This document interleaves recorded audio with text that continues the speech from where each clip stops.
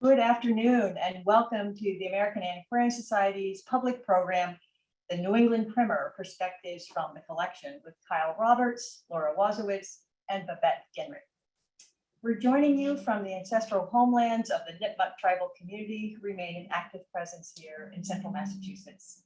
I'm Nan Wolverton, Vice President for Programs at the Society, and I'm joined today by two colleagues working behind the scenes, Amanda Condick, Programs Coordinator, and Nate Fisk, photographer and media producer.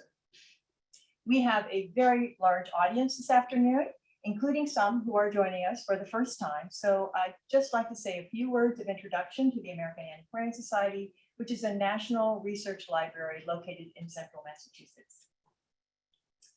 We collect, preserve, and share materials printed or produced before 1900 in what is now the United States, portions of Canada, and the Caribbean.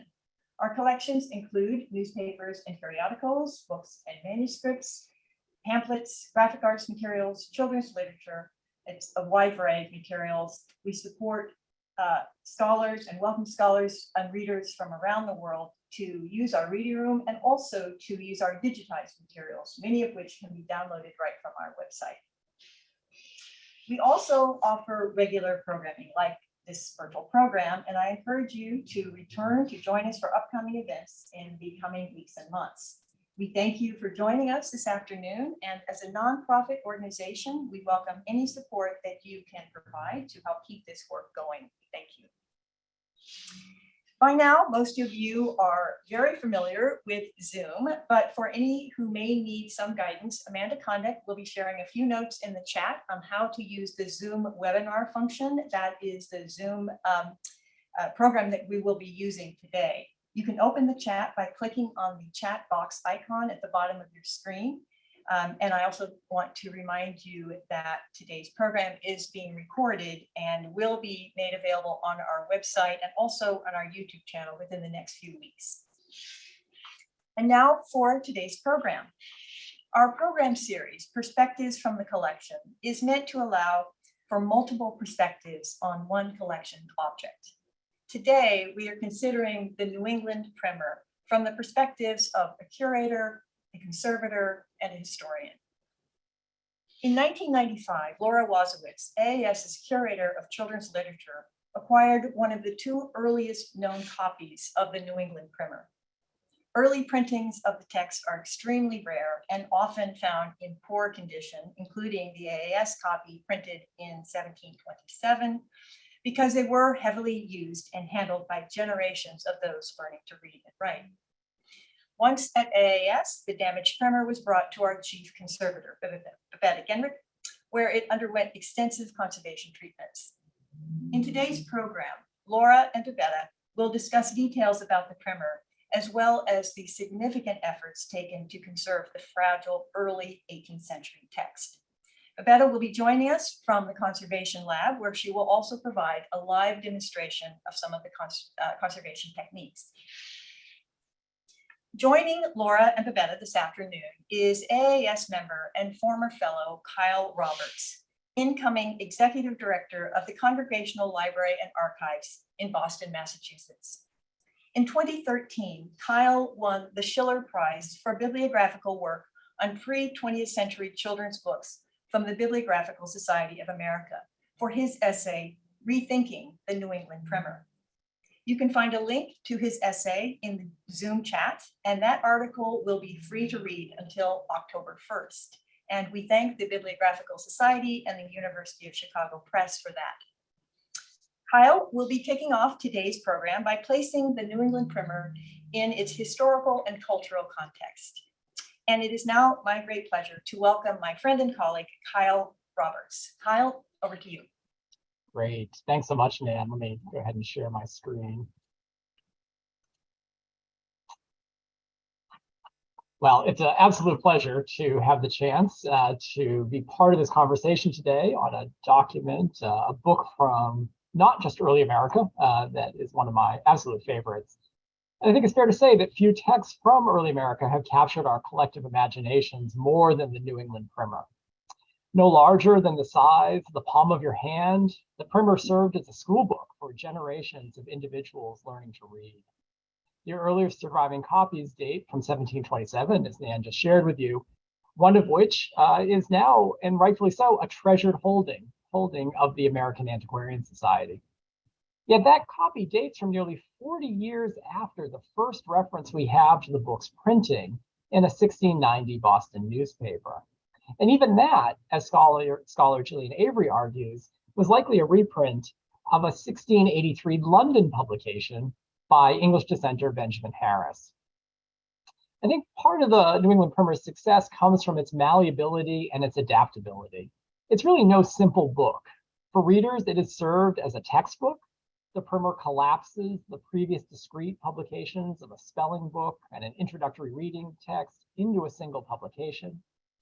It also functions as a religious work.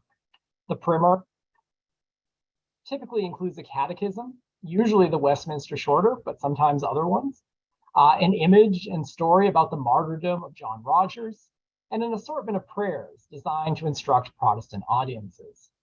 And who can forget the Primer's iconic pictorial alphabet, which you can see on the left-hand side of my screen, whose very first letter reminds us that in Adam's fall, we sin it all. But the Primer was also, as you'll see, a political work. The pages of the New England Primer became a site for justifying the rebellion of colonies against their king during the American Revolution. Now, we might be tempted to call the New England Primer a children's book, and certainly many, many children read this book over the centuries. But I think we have to remember that in the 18th century, at least, the Primer was used by anyone who was learning how to read. One of my favorite surviving copies is filled with manuscript cooking recipes. So the Primer was actually doing double duty as a school book and cookbook, perhaps for a teenager or a young adult learning how to read. Now, we might also be tempted to call the New England Primer a regional text. I mean, it does have New England in the name, but I'd argue that it wasn't really until the second quarter of the 19th century that the new in the Primer's title really was meant to denote a specific geographic region. I think it's more helpful for us to think that before that, it was a publication for new English dominions and later a new nation, modeled on a text from Old England. Likewise, to assume that the New England Primer is primarily a colonial text really does ignore just how often it was printed after the American Revolution. Only 68 editions, or about 12.5% of the known surviving editions, appeared before the outbreak of the American Revolution. That means 87.5%, or 476 editions, were published after the American Revolution, really our sort of late 18th or 19th century publication. Now, estimating print runs can be really tricky, especially for a book so thoroughly used and often used up. But estimates from book historians suggest that anywhere between 3 and 8 million copies of the Primer were printed by the 19th century, by the mid-19th century.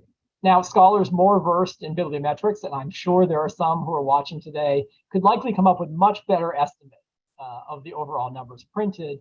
But I think it's safe to say there were lots and lots of copies of the Primer that were in circulation. So how is it that I came to be interested in the Primer? Well, it began back in a seminar that I took in graduate school in 2003 with Peter Stallybrass. For Peter's History of the Book class, we were encouraged to research any aspect of book history that captured our interest. Now, in one class assignment, Peter had us look at the pictorial alphabet of the Primer. Scholars, of course, have spent a lot of time thinking about the origins and meanings of those couplets in paired images. And you can see on the screen an example of one, the letter K. Now, this is from the 1727 edition. And it says, "Our king the good, no man of blood," or to make it rhyme better, blood, I guess. Throughout the colonies, the letter K introduced beginning readers to the political theory upon which the British monarchy rested, with this couplet and an image of the king. Now, scholars have disagreed exactly whether the couplet is a reference to a sort of parliamentarian justification for the execution of Charles I, for compromising his divine position as king by shedding innocent blood, or conversely, if it's a royalist contrast of Charles II, the restored king, to the regicide Oliver Cromwell, Regardless of which interpretation you want to go with or what meaning we ascribe to it, the couplet really did reinforce the belief that the monarch was a just ruler. From Boston to Philadelphia by 1760, the primer really could be interpreted as a pro-royalist text that delegitimized the English Civil War, although, as we're going to see, that all began to change. In the years immediately preceding the outbreak of the American Revolution, enterprising printers began to move out of Boston and New York and Philadelphia, where they had been printing the primer, and they brought the primer with them. So in Salem, Massachusetts, Lancaster, Pennsylvania, and Norwich, Connecticut, primers were often some of the first books coming from these new hinterland or rural presses. In Concord, Massachusetts, Nathaniel Coverley, out of his shop, which he occupied in 1776, he produced an American primer, a patriotic repackaging of the New England primer. He felt emboldened, maybe at some distance from Boston, to replace the customary frontispiece image of George III, King of England, with an image of John Hancock, President of the Continental Congress. So clearly the primer became politicized.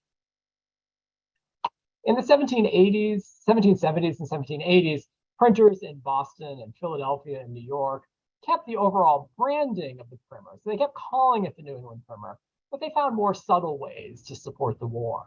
As you can see on the slide, printers began to moralize about the monarch, stating instead that maybe a king that's good would be no man of blood, or a king should be good, no man of blood.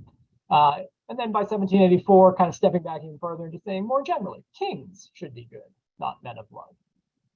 I think these are wonderfully subtle, but would have been noticed changes that are happening. And they're really, think about it, it's a civic lesson being imparted to your early learners, right? Your earliest readers, trying to really drive home the significance of what has just happened.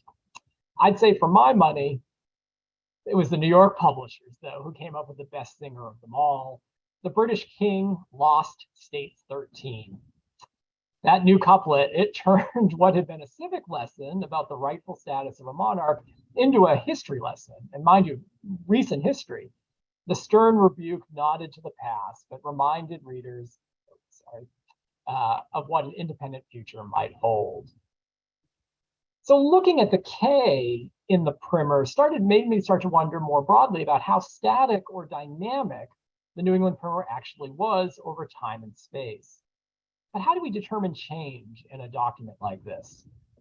Well, I'd say for me, it was by looking at every surviving copy I could find. I started with examples that were in online databases, but knew there had to be a lot more copies on the shelves of libraries across the country that hadn't been digitized. This, in fact, became my preferred mode of procrastination while researching in a new archive for my dissertation, which became my first book, Evangelical Gotham, Religion in the Making of New York City. So when I got tired of looking at the diaries of evangelicals, I would request all of the copies a library had of the New England primer. I ended up seeing hundreds of editions of the primer. And not surprisingly, a good number of those were at the American Antiquarian Society. By charting the different verses they were using over time and space, it revealed exciting new patterns. And this work culminated in that 2010 article, Rethinking the New England Primer, which, as Nan said, is available for free download until October 1st. And I do want to thank the generosity of the Bibliographical Society of America and the University of Chicago Press for making this available. And here we are over a decade later, and I'd say I'm still on the hunt for primers. As Nan noted in her introduction, I just started last week as the new executive director of the Congregational Library and Archives in Boston. I haven't even got anything up on the walls yet. I'm so new here. Founded in 1853 to collect materials related to the centuries-old traditions of Congregationalism in the United States, the Congregational Library had not been one of the archives that I had used when writing that article in 2010. So I asked my new colleague, Sarah Trotta, librarian at the Congregational Library, to pull out copies of the primer from the library's collection. And you can see a sample of them on the screen. Now, all of these primers were printed in the 60 years following the end of the American Revolution. As printers moved to inland provincial centers following the war, they continued to print the primer. They brought it along as their stock in trade. So that center image that you can see is actually from Walpole, New Hampshire in 1814. I think most of us don't think of Walpole, New Hampshire as a thriving hotspot of publishing, but there it was, producing primers for an eager audience. The primer on the far right in that gorgeous binding reminds us of how 18th century copies really became treasured pieces.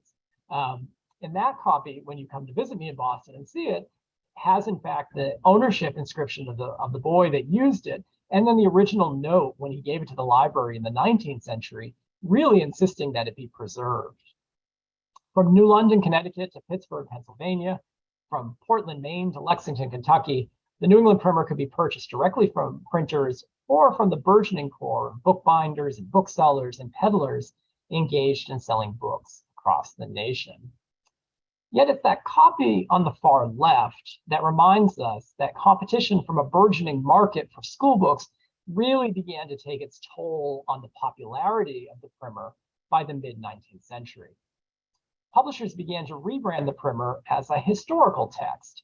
In 1843, Ira Webster, a Hartford-based publisher, offered a faithful reprint of a 1777 edition by Edwin Draper of Boston.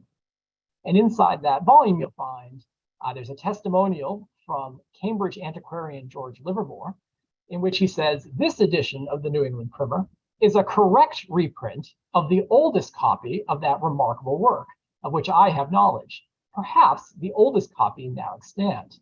So Livermore is referencing the 1777 edition. Well, he clearly didn't have the benefit of seeing the 1727 copy 50 years earlier, older, at the American Antiquarian Society. Webster's effort to turn the primer into a colonial relic effectively ended, I would argue, its career as a widely used school book.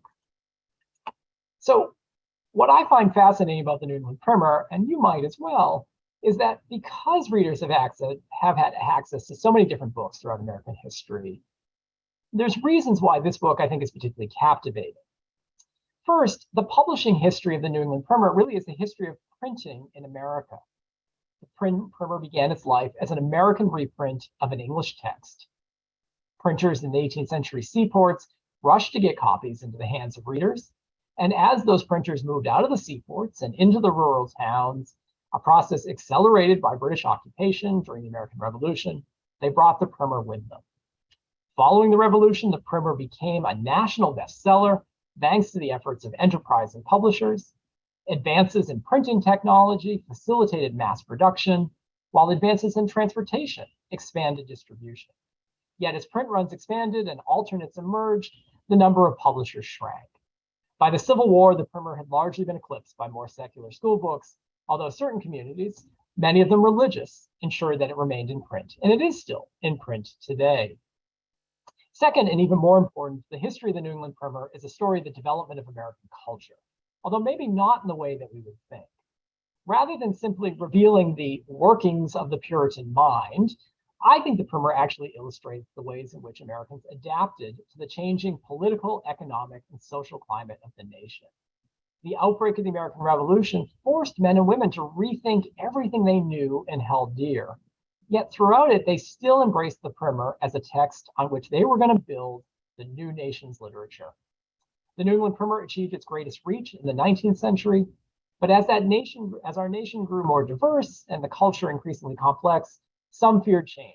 And to turn back the clock, reactionary forces in the mid-19th century essentially froze the primer in the form that is commercially available today, as a reprint of a 1777 edition, erasing all that great history and all those wonderful variations that happened in between. So in closing, I hope all of you will think a little more about the rich history of this book, and maybe the next time you're at the American Antiquarian Society or the Congregational Library and Archives, you'll ask the librarians to pull out some historic examples. You'll definitely be glad you did.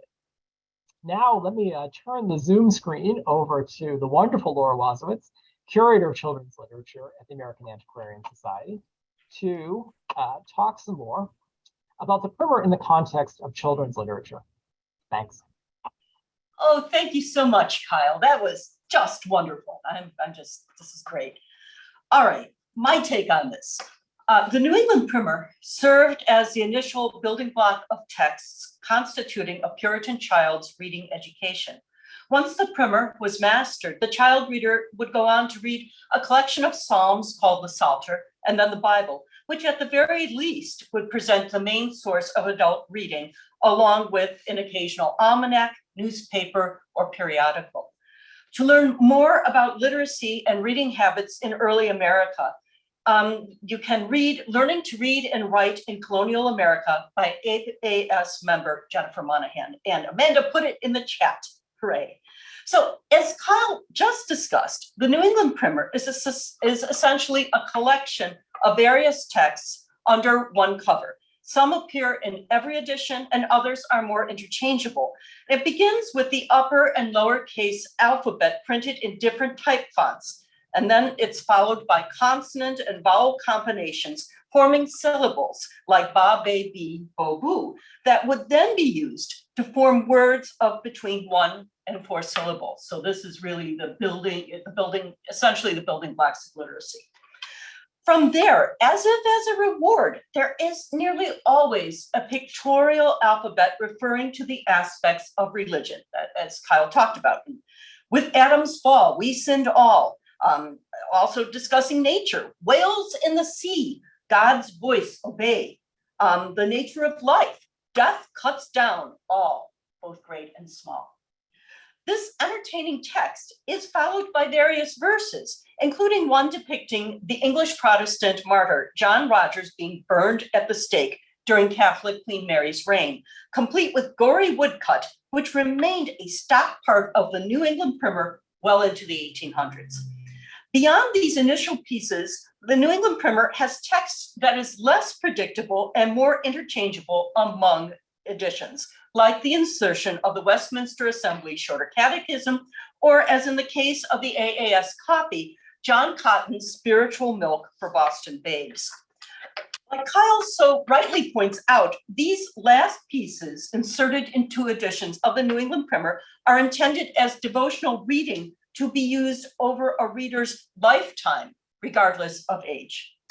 The New England primer itself was designed to be a compact, inexpensive book, generally square, bound in wooden boards or in a paper cover, measuring between 3.5 and 4.5 inches tall. The earliest price that I could find for a New England primer was from an advertisement in a 1787 issue of the Pennsylvania Gazette for bookseller Young and McCullough's selling New England primers for either 4 or 6 cents. The price depending on whether a copy was purchased singly, which would be more expensive, or in multiple copies of at least a dozen. Today, 4 and 6 cents would be worth respectively $1.28 and $1.92, making it affordable. Although I think it is highly possible that 18th century copies were often likely bartered due to the lack of coinage in general in what was to become the United States, and in the confusion over the worth of provincial currency and foreign coins. As Kyle described, the publishing history of the New England primer is murky at best. The first edition of the primer, for what we would assume to be the 1680s or 1690s, remains elusive, although I'm happy to hear from anyone who has a copy. Oh boy, I'd love to have that. The American Antiquarian Society copy is tied with that held at New York Public Library as being the earliest known copy, both issued in 1727, seemingly leaving a lot of room for earlier copies to be found. But so far, that has not happened. Why? Because these copies of the New England primer were literally used to shreds. The AAS 1727 copy of the New England primer is a case in point, and we will be unpacking the story behind its arrival at AAS, the great efforts made to conserve it, and its importance as a survivor of early American print culture for children and youth. For some physical context, I am turning to the document camera, great, to show some examples of the New England primers from the AAS collection. And as my first choice, we are going to show you this 1796 New England primer from Germantown, Pennsylvania. Note, it is not in wooden boards, it is in a decorated paper cover that we call a wrapper. And for me, I mean, as a cataloger and bibliographer, it hardly ever gets sexier than this. The wrapper is literally, look at this, literally torn away from the constant opening of it. And as you see, the frontispiece, it is not any English king. It is our American hero, General George Washington.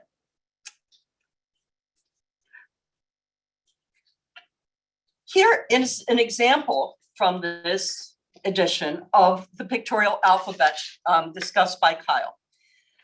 And it really has grim lines underscoring foundational concepts regarding religion and life. Take the letters A. In Adam's fall, we sinned all. And you see Adam and Eve on either side of that fateful apple tree. G stands for hourglass. As runs the glass, man's life doth pass. But as we heard earlier, political reality sometimes entered in, as in the case of K for king. And there it is. The British king locks states 13. That was a done deal by the 1790s. Okay, put this away. My second example is a copy of the primer from 1771. And it has wallpaper covered boards, which is another common binding for the time. Oh, that looks great. Okay, it is inscribed, George Moran, his book, 1774. So we are right on the cusp of the revolution. Evidently, our friend George Moran had some strong feelings for King George III of England. The frontispiece of a king has been mutilated with the mouth and eyes torn out, underscoring that these primers reflect not only the young owner's hard physical use, but also their determined agency, their power to do what they want with their book, which is their property. Aside from this mutilation, the woodcut illustrations are clear, as in the case of this woodcut of John Rogers' martyrdom at the stake. And this is well worth, I mean, probably several articles or a dissertation on all the iconography. There's so many different illustrations, different, just different composition of this scene. Okay, we move on. We want to see some really dog-eared examples of copies being used to death. Well, here it comes. This copy of the New England Primer has a prize, and look, looks literally like the dog ate it. And it's blue paper covers printed, covered over wooden boards. These are really real wooden boards of oak or maple or birch.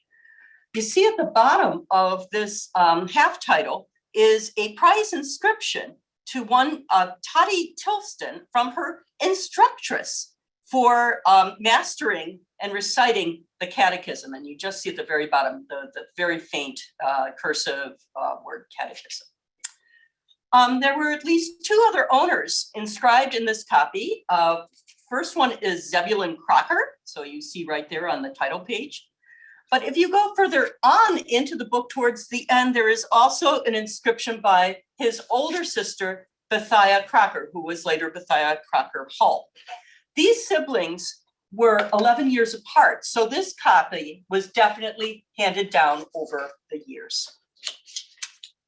Okay, my fourth copy here is from 1779, and as the one I just showed you, but the binding is a little better shape. This classic binding consists of wooden boards, there again, covered with pale blue paper with a leather spine. And this sort of binding was emulated by Ira Webster in the 1840s for his historical edition of the New England Primer. And so he's making it say, this makes it official that it's a New England Primer. But as I showed you in the first two examples, that's not necessarily the case. The back has fared even worse. I mean, it's torn, a good part of the wooden board has been torn away, but you see the back interior has the inscription, Mary Ann Thomas and Isaiah Thomas Jr.'s primer, Anno Domini 1780. These were AAS founder printer Isaiah Thomas's children. So in this case, it was owned jointly and simultaneously used by the siblings. Isaiah Thomas Jr. himself went on to publish children's primers and school books as an adult. My final example is an early 19th century, early 1800s New England primer, and it has marbled paper covered board. So it's not just generally, you could also find the swirling of paper marbling as well as part of the binding. At the very back, last leaf, paste down leaf, you see a child's drawing, and it is a, how would I describe this? It was a pencil drawing that looks as though it could have been created today by a child owner. And it underscores the ephemeral and eternal qualities that serve as the cultural earmarks of childhood that we recognize today. So the running thread between all these copies and the AAS copy of the 1727 New England primer is that at the very least, they were well worn, essentially physical survivors from hard use by multiple owners over several generations. So with that, I'm going to return to the camera here. And I will discuss the star of today's show, our copy of the 1727 New England primer.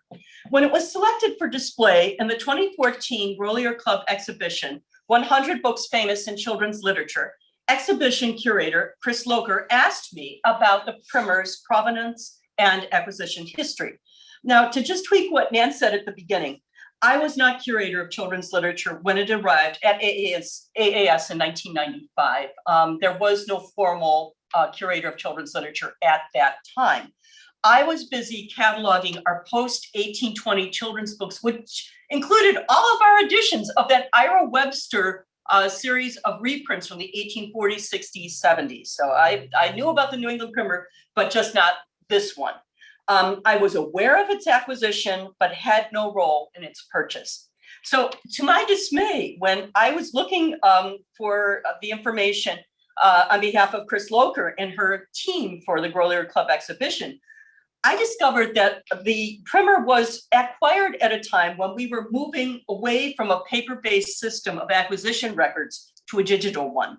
And sadly, the paper records were not easily found in 2014. And sadly, a digital acquisitions file did not exist. With the integration of various acquisitions department files over the past several years, along with my own sleuthing in the AAS archives, I am very happy to say that I have reconstructed the timeline of the purchase.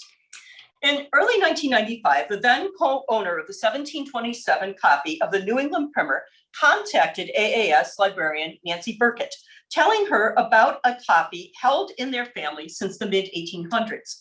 Their great-grandfather, Francis Henry Luddington, his dates are 1836 to 1910, got the copy from a cousin who, according to an 1882 article in the St. Louis Globe Democrat, found it about 25 years before, so about in 1857, in an old house in Scituate, Plymouth County, Massachusetts, behind the wainscoting. What is wainscoting, you ask? Wainscoting is wooden paneling that runs from the floor to halfway up a wall to add a protective layer against scraping furniture. So was it just thrown in between the wall and wainscoting by accident? Or was it used for insulation? Or was it used as a time capsule? We will never know. The primer moved with Mr. Luddington from Massachusetts to St. Louis, where he served as an executive for the H&L Chase Bag Company. It eventually made another cross-country move with the family to Westchester County in New York in the 1920s. Subsequently, the co-owner sent this treasured family copy of the primer to Nancy Burkett on approval for purchase. Facilitating in this effort was antiquarian book dealer Stephen Weissman of Zimonese Books, who appraised it.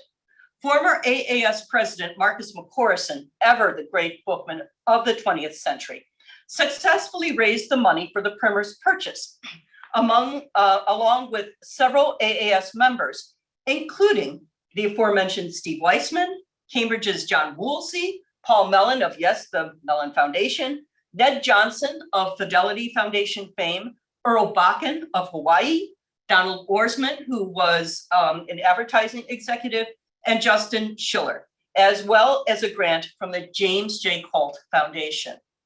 The primer was purchased in early 1996, and to commemorate its arrival under our generous dome, AAS member and children's literature historian Gillian Avery wrote an essay for the AAS proceedings on the Anglo-American cultural printing history of the New England Primer, and Marcus McCorson wrote a brief piece on the 1727 New England Primer acquisition published in the same issue. And Amanda has put links to the Avery and McCorson articles in the chat. The copy has what is now a very faint inscription by a girl named Elizabeth. And I initially thought the last name was Curry, but having read the 1882 newspaper article, the inscription was transcribed then as Elizabeth Curtis, her book. By the time the book came to AAS, the phrase her book was no longer legible. But I did research in Ancestry and discovered several girls named Elizabeth Curtis living in Scituate in the 1720s. I could not find any named Elizabeth Curry. So Elizabeth Curtis at this point seems to be the more likely name of the owner. So today, this early copy of the New England Primer is used by researchers to understand 17th century English Puritan biblical allusions and iconography, to examine how it was physically used, and to get a sense of child ownership of a primer as actual physical property. A point with resonance, especially given the fact that young Elizabeth Curtis's ownership of the primer would itself be fleeting, given the fact that the primer would automatically become the property of her husband if and when she married, under the tenets of coverture as codified in the English common law.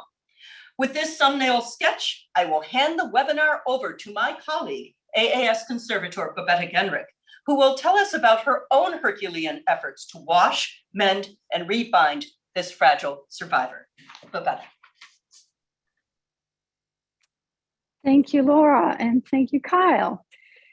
Good afternoon, everyone. So I am Babette Gehnrich, the Chief Conservator at AAS, and I will speak to you about the conservation of this remarkable artifact. As I was preparing for this webinar, it occurred to me that, incidentally, the primer today is just 5 years shy of its 300th publishing anniversary. So this program is a befitting celebration of this extraordinarily rare imprint, one of the 2 earliest known copies of the New England Primer. As Laura detailed in her segment, the modest leather-bound volume was discovered in the mid-1850s in the wainscoting of a Scituate home and kept safe by several generations of the same family. Measuring just 3 by 3 3/4 inches, the object arrived in the AAS Conservation Lab in the fall of 1995. I guess Laura said 96, so I may be wrong there. Nearly 150 years later after it was found. Not surprisingly, it was in somewhat delicate condition. Both first and last pages had significant losses. In fact, the first leaf was missing altogether. The paper was limp and the margins tattered throughout. It is hard to say whether this was the result of benign neglect or overuse by the hands of generations of small children and their parents. Perhaps a combination of both. But considering its age, it seems a small miracle that it survived at all. Amazingly, the original calf leather binding survived as well and fully intact, suggesting use of high quality materials, especially the leather. And you can see both the inside and the outside of the original binding here. With time, though, the text block and binding of our primer became detached from one another, allowing for shrinkage of the leather at the spine caused by extreme fluctuations in storage conditions, heat and high humidity. The binding style is what's called a scale board or scabbard binding. The covers are made of oak, maple, or birch wood, a common binding technique in colonial America, as wood was easier to come by at that time than pasteboards made of paper. And here are two examples of other scale board bindings. Note that the grain runs perpendicular to the spine. Therefore, splits and losses tend to be horizontally oriented. And Laura had shown also a couple of good examples. So the binder probably thought if they were going to have the grain go vertically, that the cover might just snap in half very easily. The damage we found was primarily of mechanical nature. Tattered margins, dog ears, a bit of grime, and some small corner losses. Leaf 1 was missing altogether, and leaf 2, the title page, was missing its lower third. And of course, we all know that mostly that is where the publication date and place and the name of a printer are located. So that had to be extensively researched. Printed on sturdy rag paper, typical for the early 18th century, the text pages, as one might expect, survived the centuries. Rag paper is made of a blend of cotton and flax fiber, and these are remarkably resilient and less susceptible to chemical degradation unless exposed to damp environments, which of course would lead to mold damage, which can be quite considerable at times.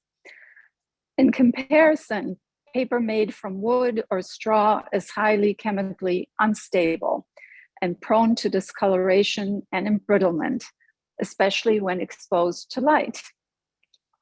Use of wood pulp, though discovered in the late 18th century, became common with the start of industrialization when rags became exceedingly scarce.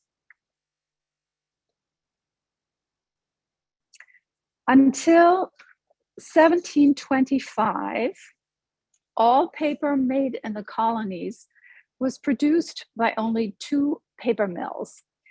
The Rittenhouse Mill, founded in 1690, and the Dries Mill, founded in 1710, and they were actually related. Dries was the brother-in-law of William Rittenhouse's son. It is estimated that prior to 1728, so just the year after our primer, there were about 35 printing establishments in the colonies, with over 20 of them in Boston. Not surprisingly, the 2 mills could not meet the demand for paper in increasingly more literate colonies. Therefore, much of it was imported from England or elsewhere. When I examined the paper through transmitted light, I found evidence of watermarks on 4 of the pages, all located in the upper right corner. And you can see them here. There were 2 pages that had 2 circles very close to each other, and that's the image at the top. And then there were 2 pages with an oval and a cross within that oval. And you can see that at the lower right. I just turned the page so you can see it more clearly. And then a small crown on top of the oval. I had initially thought that perhaps the circles were part of the clover leaf that is part of the Rittenhouse Mill's watermark. You see that on the left. But this seems unlikely, as the clover leaf only measures 2 centimeters across, and the 2 circles are at least 3 centimeters wide. When consulting Gravel's catalog of foreign watermarks, 1700 to 1835, I came across this one here to the right, depicting circles and the arms of Genoa. And that looks very much like the watermarks that I found. The mill is not identified, so this will require a little bit more research. But it seems to prove that the paper was sourced outside the colonies and not American made. If anybody knows anything about these particular watermarks, please be in touch with me. To halt further damage to and potential loss of content, and to make the primer accessible to scholars, which of course is always our goal, conservation was carried out soon after the object was acquired. And my apologies here for lack of images. The work was done in the late 1990s, well before digital photography, and conservators typically really just took a few slides before and after. The 80-page volume was disassembled. In fact, the original sewing structure had already completely deteriorated, so most gatherings were shaky or loose to begin with. Before washing, pages were gently surface cleaned with vinyl eraser crumbs to remove any surface dirt which would otherwise become embedded in the fiber. The pages were then bathed to deacidify the paper, and once dried, they were resized with gelatin to give them renewed strength. And gelatin was the standard sizing agent at that particular time period, made of bones. Losses in the text were filled with liquid paper pulp made of antique handmade paper scraps rather than Japanese paper.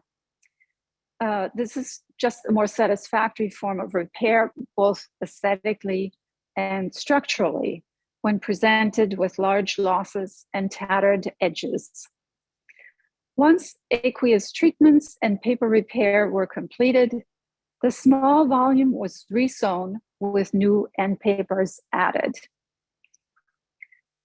As the text block no longer fit into the fragile but intact original Scabbard binding, a new calf leather binding decorated with blind tooling was fabricated to exactly match the old.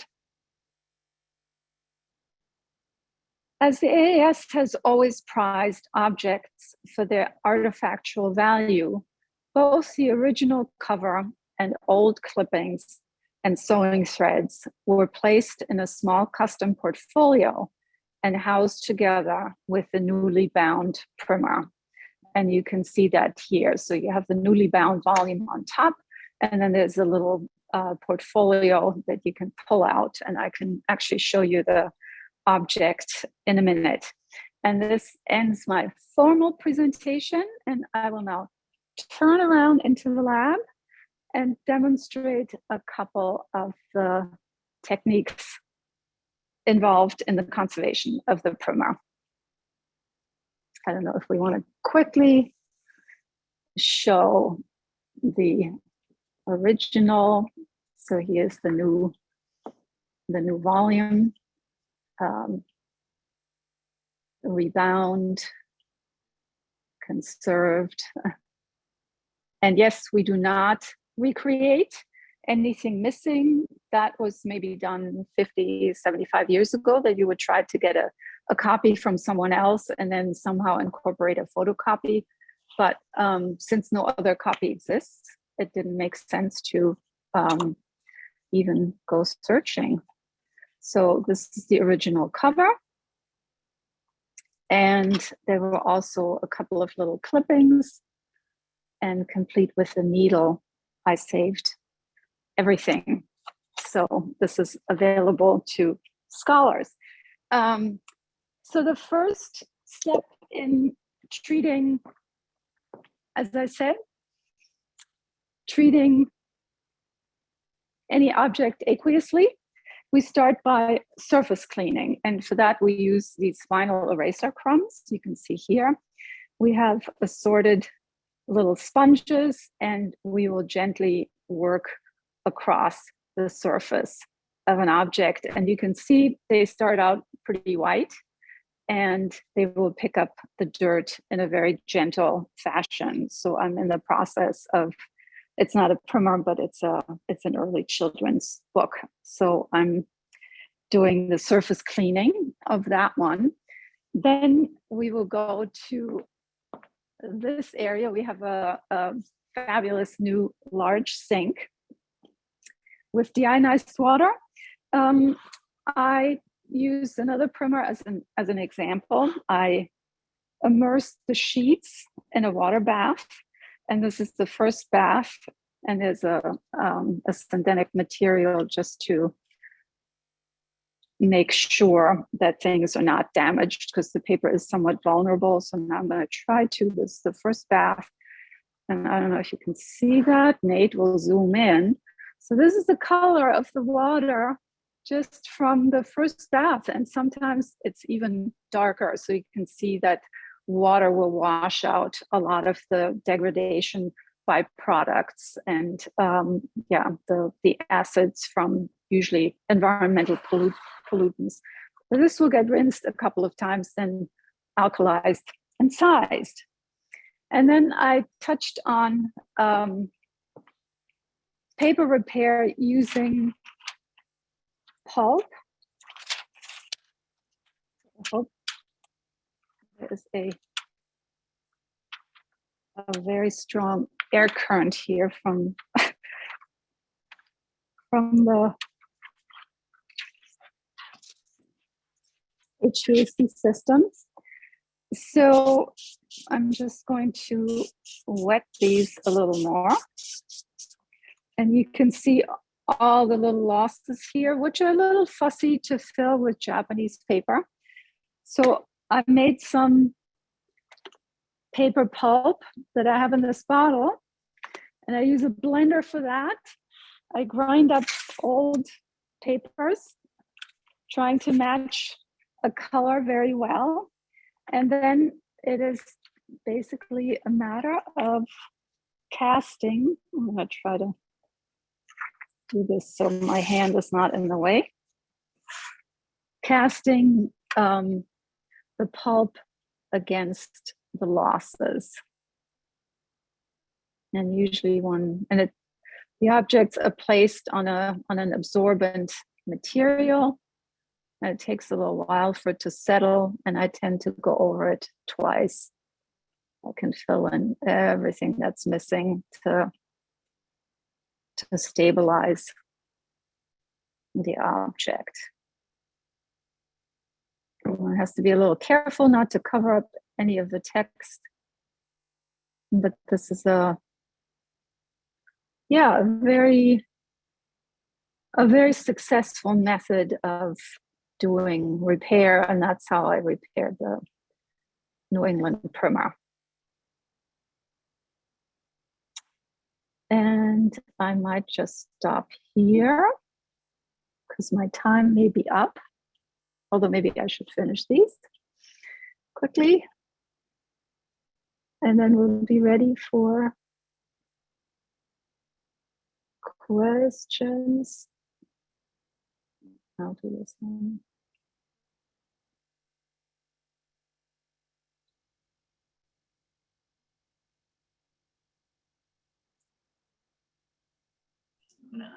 And you can see how it's getting, most of it is water, how that gets absorbed into this blotter. Okay, that ends my presentation.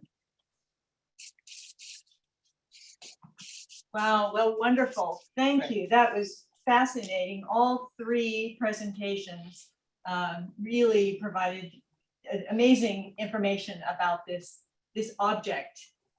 Really loved hearing about the combination, the literacy and history that Kyle talked about, the materiality of this object, both from what Laura showed us on the document camera to get a sense of scale, and then Babette to see how that conservation treatment happened. I mean, that's something that most of us really have no sense of. We can see researchers working on and working with these materials in the library in their reading room, but that's the part we don't see. So it's really wonderful to see how that happens.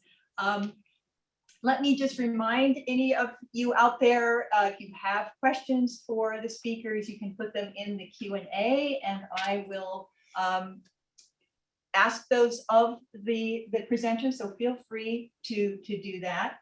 I wanted to just ask each of you to reflect, if you would, a little bit about any observations that you may have about your work with this object and change over time and space. And I know this is something that, Kyle, that you've talked about, that you've written about, but it seems to me that there is that aspect of change that from your various perspectives, you might reflect a little bit on, both in terms of when you first encountered this object and how your own perceptions of the object may have changed over time, and then what you also learned, but also learned from working with it on change over time. So I don't know, Laura, would you be willing to start us off, and then we'll go to Kyle?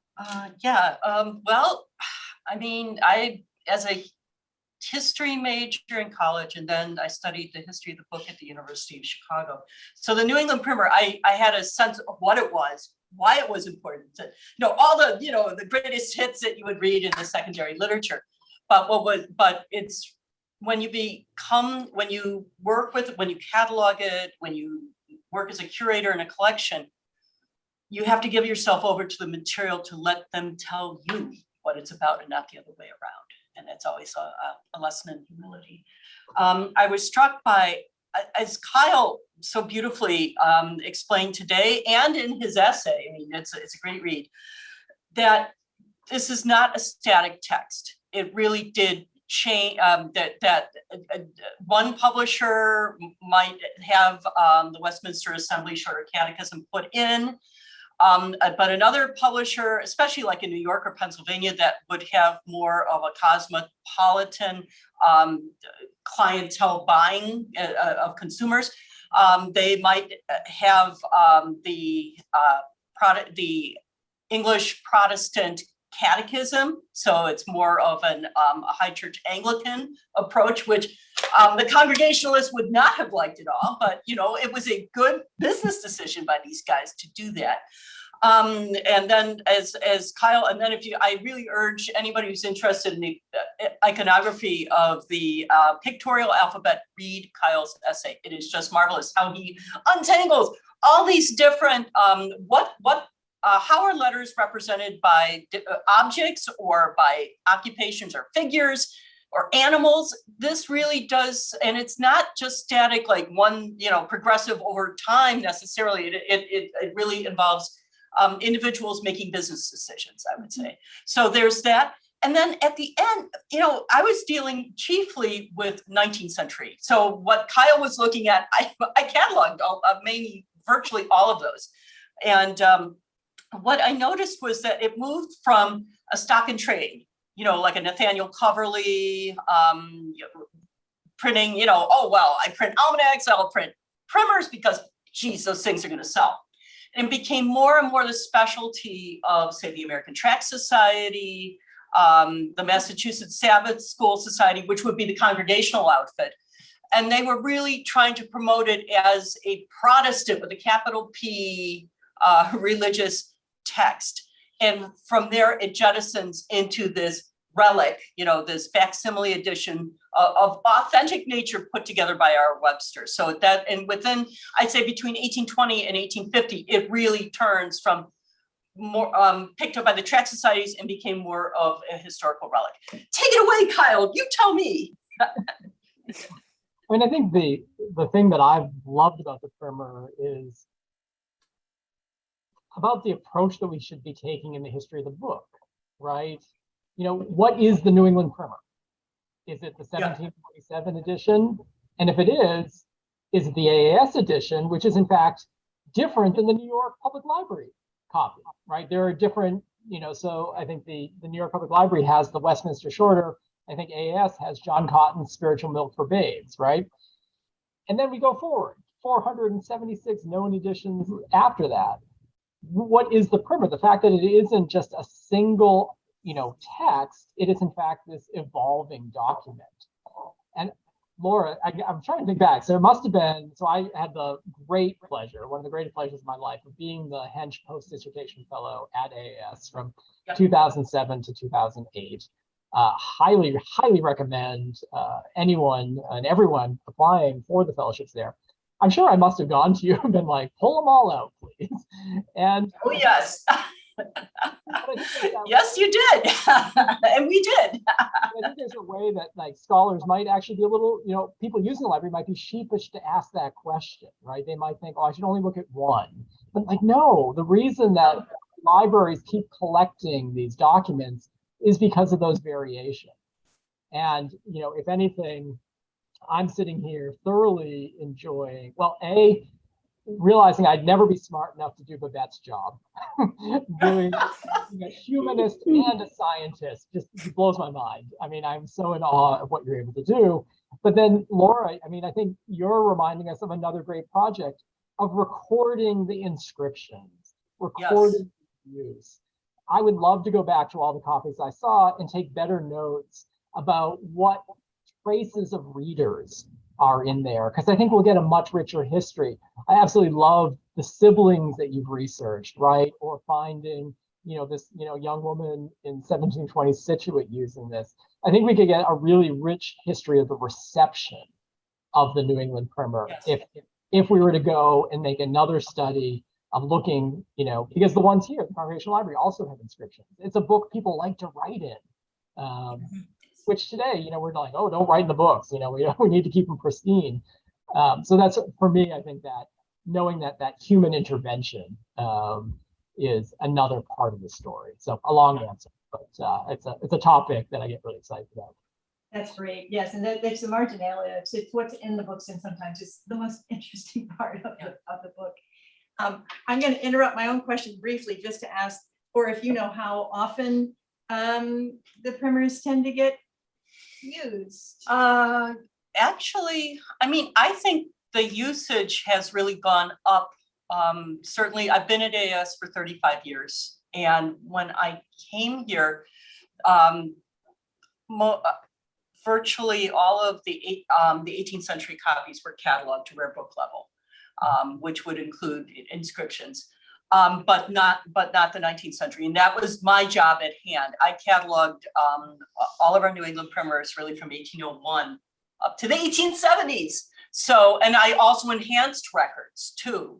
When I realized, Watts' Cradle Hymn is often an important, that's often inserted. So I put in the added entry for Isaac Watts. I put in the 600, the subject heading for John Rogers, the poor guy who's getting burned at the stake.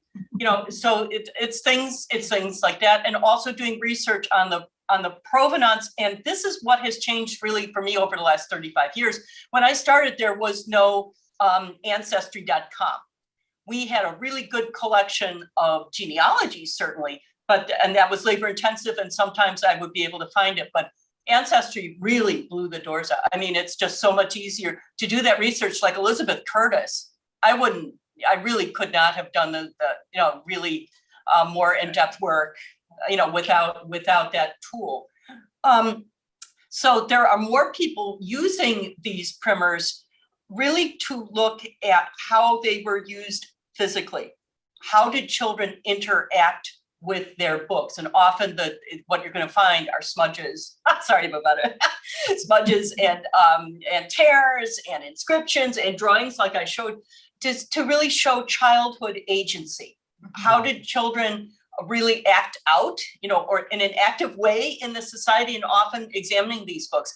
The book that won the Schiller Prize just this past year was Playing with the Book, which is all about the interaction of children with picture books. So this has become a really accepted part of doing bibliography, is really looking for physical use, and primers are a wonderful way to examine that. Yeah, great, thank you.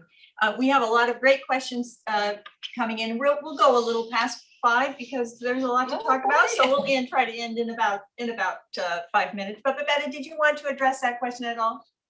about change Well, that you? I could just say that since I've been here so long, we just didn't have the same kind of analytical tools available, and so often conservators would just look at condition, what needs to be done to stabilize an object, and but ultimately this is the kind of object that could take you in so many different directions. Like now I would really like to research this watermark some more and maybe do fiber analysis and things like that. And the beauty of working at an institution such as AAS is that we do value a book as an artifact, and that it's never about just making it usable to scholars. I worked somewhere before I came here, I won't say where, but materials from that time period, the covers might have even been thrown away because they were no longer usable. So it is wonderful for me to be able to do a lot of research and do what's good for the object and not just for the scholar who may want just the content, because now we also have all the history of the book scholar. So it just makes for a richer conservation approach to the object, and that's certainly something that has evolved over the years that I've been here. The whole field has evolved. We ask more questions now and take more time examining. Sure. Mm-hmm. Yeah. And one of the things just related to the question that Laura addressed about the number of people using these materials is how we protect them. And this is something someone asked about in the Q&A. How do we protect them from researchers? We do have measures in place. Which one of you would like to take that one? Well, as a librarian, I mean, first of all, we use, I don't know, can you see this? We use cradles. Yeah, we use cradles. That's a very basic, cost-effective way to protect the spine. And then we also have book weights that are, we'll add gentle pressure so you're not pressing down with your fingers and putting oil on everything. So those are very basic ways in the reading room that we use. That we use the cradle, we use the book weights. Babette, you can go into even more detail, right? Well, and of course, a good way to protect originals is to reformat. So right. All of our pre-1820 imprints have been digitized. First, they were microfilm, they were then migrated to digital. So if a scholar is mostly interested in the content, they would no longer get the original, and that's just the compromise. And we have to make, because preservation is as much part of our three-part mission to collect, preserve, make available, as is the make available portion. And I always like to point out that we have a great working relationship, conservator and curators, and it's a balance and it's a dialogue. There are people who absolutely need to use the original, and we want to keep them safe for those people who need them. Exactly. Great, thank you. So let's get to a few more questions here. Patricia Tracy is asking about the title, the New England, and the hyphen that you mentioned, Kyle, or in the article that came later. Do we know when that happened, when the hyphen in New England was placed? Curious about. Yeah, go ahead. That's a great question, and thanks to my Williams College professor, Pat Tracy, for asking that. I would have to go back and look at my spreadsheet to think about because I think, it's important to think about the intentionality, right, that's happening in print. That with something like the primer, everything was thought through in some sort of way, and things are continued. I think for me, and I talked a little bit about it earlier, was thinking about the New Englandiness, right, of the primer. It's one that, seems very clearly to start out life as an English reprint in Boston, but then really is published everywhere except the South And the challenge in the South, I think, is there's not a lot of publishing centers that would be producing it. But there is good evidence that Southern merchants were importing copies of the primer and selling it there. I feel in many ways, and it's still essentially, it's a decade on from making that argument that that it became that we should at least think about it becoming much more New England-y by the 19th century, when it starts to become this time where folks like the Congregationalists are very concerned about preserving a sort of regional identity in the face of much larger change. So I will follow up with Pat when I have a better answer about the hyphen sneaking this way. Thank you. We have a couple of questions related to what you're working on, Babette. If you can just very quickly talk about what happens after the wet paper dries and then what you are working on in the lab. Would you like to just very, very briefly address that? Both of those So questions? when the paper dries, as I said, we do the resizing. After the paper dries, after sizing, we do paper repair, and then books get at that point reassembled. So that's sort of the step: wash, deacidify, alkali, size, mend, and then reassemble. And if possible, reuse the binding. And in this case, that was not possible. So we had to keep it separate just to protect the original condition. Working on lots of different things for all the departments. Two conservators are responsible for newspapers, books, manuscripts, children's lit. What am I missing? Graphic arts, of course. So we tend to set priorities for 3 years in advance. And obviously the stacks are full of materials that need work. And you need to be very mindful of how you spend your time, because a lot of the treatments can be quite time consuming. And so it's always a combination of all the curatorial materials. Great, thank you. Here's a question about the inscription that you referenced, her book. Do we know when this phrase begins to appear, and is there anything that we could say about the owners and their relationship to literacy in books with regard to that type of inscription? I would say either Laura or Kyle. Well, I mean, one who deals hands-on with these books, I mean, this really occurs throughout the 18th and 19th century and beyond. Modern, the classic modern child from the 18th century onward, I would say, but I don't work with 17th century. I mean, by and large, 17th century items. So that might be different. I am struck by the number of girls and young women who will write in their books, Mary Jones, her book or her property. And like I said, with the whole common law thing of coverture, it's that whole concept is kind of ephemeral. So maybe they were just reveling in a sense of owning something, because they knew chances were good that in a few years they would not be capable legally of owning anything. So I'm just gonna put that out. What do you think, Kyle? What do you think? I think that I totally agree with that. And I think it also relates to the fact that this is an educational tool, right? So often, and the examples that I have seen most recently here at Congregational Library, William Thayer didn't write his name once, he wrote it like 6 times, and was it, do we argue that when you got to page 20, did you forget whose book it was? Or is he learning to write, write along? And the ways in which it's both an act of ownership for individuals who didn't get to own a lot of things, right? And it's also a site for exercise, right? That you're trying out your handwriting, you're trying out your marking.